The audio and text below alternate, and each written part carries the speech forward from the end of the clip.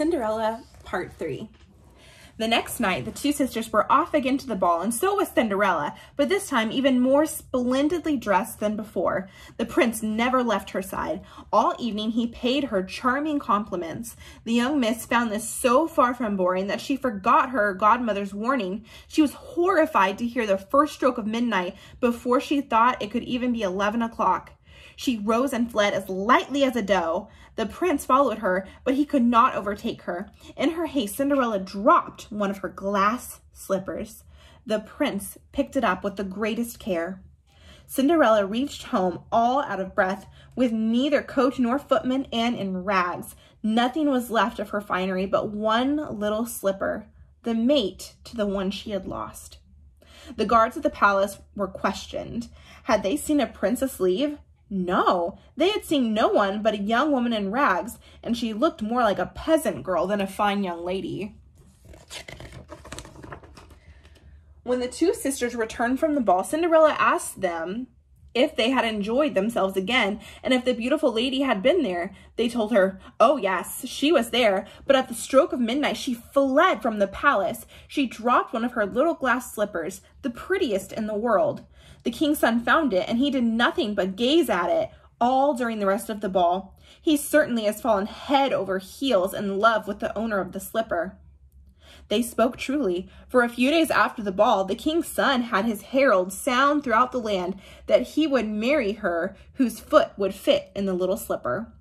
First, they tried it on princesses, then on duchesses, and all the ladies of the court, but it was no use.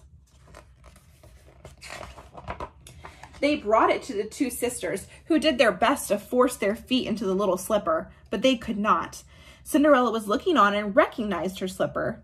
So she laughingly said, "Let me see if it would fit me." Her stepsisters burst into shrieks of laughter. Fit her! Oh, fit Cinderseed! How they mocked her. But the gentleman who had been sent to try on the slipper looked intently at Cinderella. Finding her beautiful, he said it was no more than right.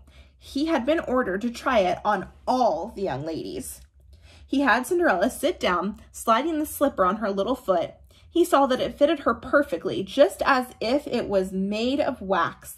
The astonishment of her sisters was great, but greater still when Cinderella drew from her pocket the little slipper which she slipped on her other foot. Then suddenly her godmother appeared. Touching Cinderella's rags with her wand, she changed them into a costume still more magnificent than any she had worn before. Now her stepsisters recognized her. Cinderella was the beautiful personage they had seen at the ball. They threw themselves at her feet and begged forgiveness for all of their bad treatment of her. Cinderella asked them to rise, embraced them, and told them she forgave them with all of her heart. She begged them to love her always.